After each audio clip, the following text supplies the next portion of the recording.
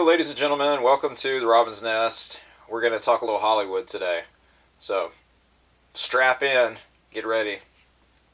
Let's get into it.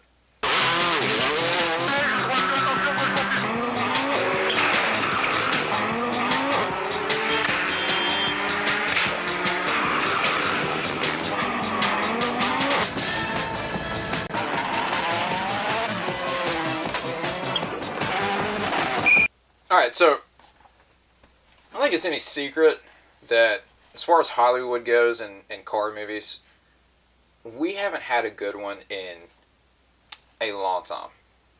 Leading up to the film that I'm about to talk about. We had Rush, was fairly decent. Had a lot of problems, but it wasn't bad. I'm sure there's a couple other ones that I'm forgetting about that kind of, here and there. But overall, that subgenre of film has been kind of lacking. And so that's why I was super stoked when Ford versus Ferrari was announced years ago before it came out. And I'd been following it, and then it finally came out. My wife and I went to the theaters to see it. Bought a copy of it as soon as it came out.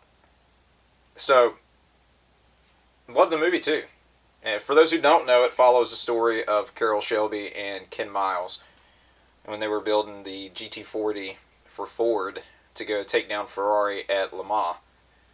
Ford had made a pitch to purchase Ferrari, and Ferrari gave them the middle finger and went with Fiat instead.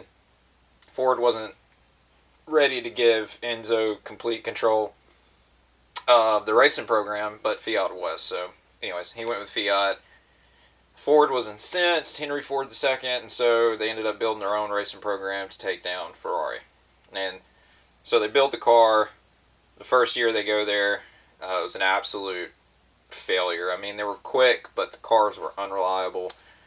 I don't think there was one of them that made it to the end, actually. And so they went back to the drawing board, fixed it, and then went back and won. And I think they won three or 4 years in a row. Matter of fact, the only American brand that I'm aware of, unless it's changed since the film came out, that's ever done that. And it hasn't changed since the film came out. So, it's still the same. Only time it's ever happened. Well, like I said, the movie is really good, and it depicts everything basically the way that it happened. I mean, when you're making a film, you can't put everything that happened to a T in the film. Okay, it just doesn't translate into a movie very well. So there's certain things that are changed. For instance, right off the top of my head, at the end of the movie, Ken Miles dies in a testing accident, and in reality, his accident was he was ejected from the car. In the movie, they changed that up. Obviously, you don't want the movie to be graphic, and you want it to be respectful at the same time. So, kind of find a happy medium. But yeah, so the movie is really good. And so they set the stage. Leo Beebe is higher up at Ford, who had issues with Ken Miles because Ken had smarted off to him when they first met, and so he had an axe to grind with Ken. He did everything within his power to keep Ken from driving at Le Mans. Was successful the first year. Ken had to stay back while everybody else went and raced, and so Carroll Shelby makes a deal with Henry Ford II. If Ken can drive, if Ken can win Daytona, he gets to drive Le Mans.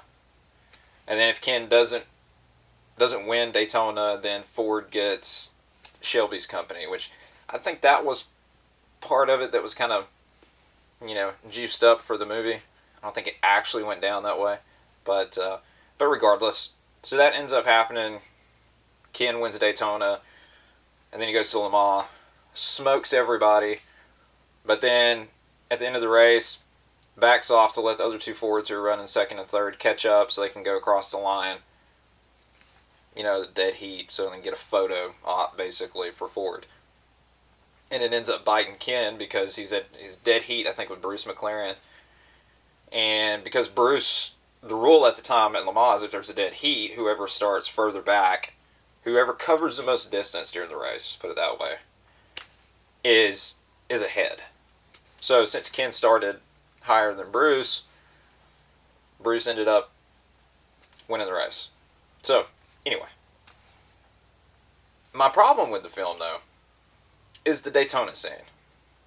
Again, it's not super long. It's probably max 5 minutes of showing them race the Daytona Enduro.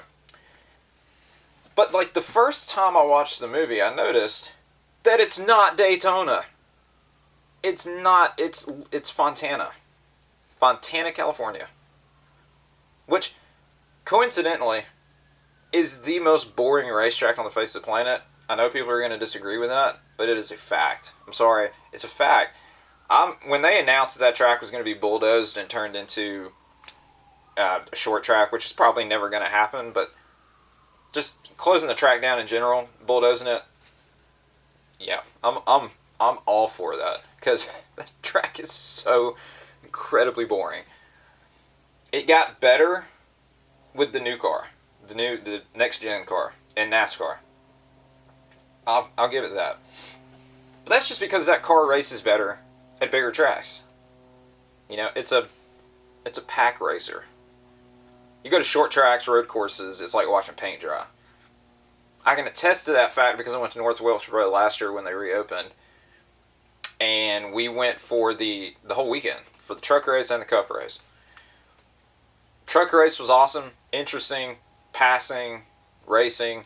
The cup race was the most boring thing I've ever seen in my entire life. It was such a waste of money. And we didn't even stay the whole race. I was that bored. And I love racing. But that was terrible. I know I'm getting off topic. But my thing about the movie with filming it at Fontana is I understand logistically, like if you can't, you know, I'm assuming that most of the film was made in California. So I can understand, you know, budget constraints, you know, logistics, all that kind of stuff, orchestrating with Daytona to go out there and film for a couple of days to make 5 minutes of a movie. I understand there's probably some issues there, and California was right next door, so Fontana, California is right next door.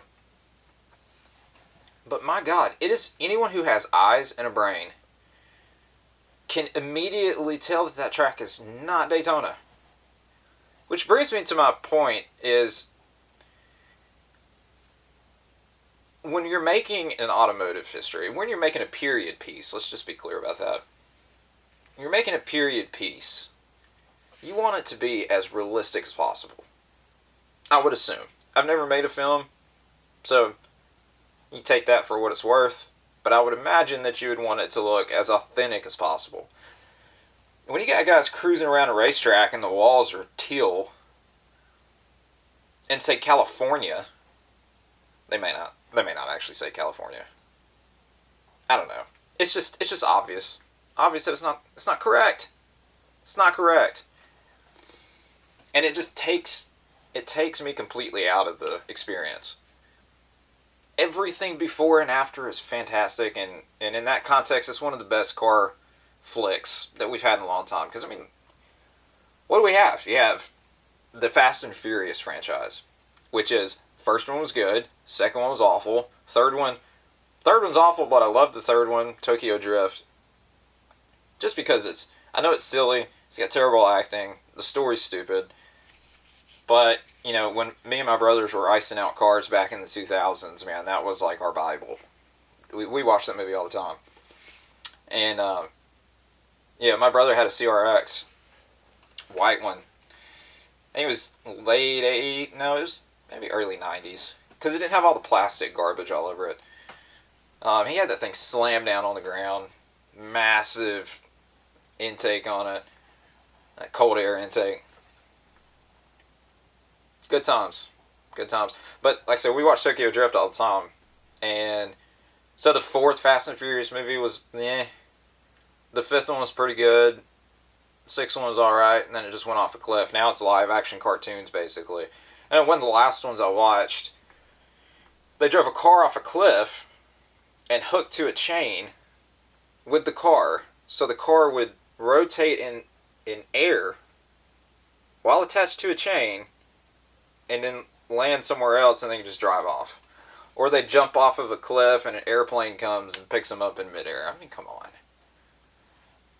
Or you take a car and drive it out of one skyscraper and land in the other one. The chances of you actually doing that and being successful are, like, non-existent. Because, like, in reality, the car is going to do a nosedive as soon as you drive out of the building. Number two, what's to say you don't hit the floor? You know, separating the two floors, like the roof of each floor.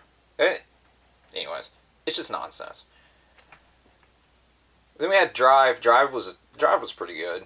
I wouldn't really necessarily call it a car movie, though. I mean, it had a couple car chase scenes in it. I mean, I know the whole story is technically it's a guy that's a getaway driver and whatever. It was pretty good for what it was.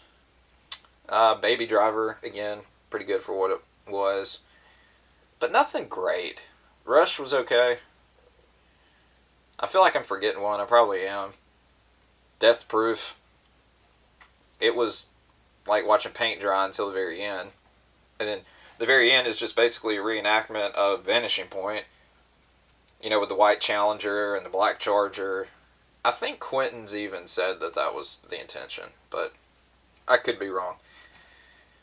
I don't know. I just want a good car movie. And the Ferrari movie, by the way, with Adam Driver that came out, I think, last year, was absolutely terrible. I just want a good car movie. Is that too much to ask? I shouldn't have to go back to the 70s and watch the original Gone in 60 Seconds when I want to watch a car flick. I'm not complaining about that because you take out all the acting, which is all awful. Like the car chase scenes, it's just amazing. It would just be nice if there was something a little bit more modern. Just pretty good. The Bourne Identity had a good car chase scene in it. It's not a car movie, but the car chase scenes in all of those movies are good. I don't know. Like I said, it's annoying. I want there to be something that I can sit down. It's about cars. It's modern. I can relate to it. I cannot see obvious problems with the movie. You know, Ford versus Ferrari, like I said, is really good, but the whole Daytona / Fontana, California, it's annoying. But anyways, my opinion for the day. My rant for the day, I should say. If for some reason you found this interesting, like, subscribe, leave a comment, turn on notifications so you don't miss any of our videos. If you're interested in auto parts, t-shirts, diecast cars, anything like that, check out our eBay. I'm going to put the link in the description. And stay tuned because I'm working on another version or another entry in the 2004 crash videos that I've been doing. So that's coming soon. So check that out. But yeah, till next time. Peace.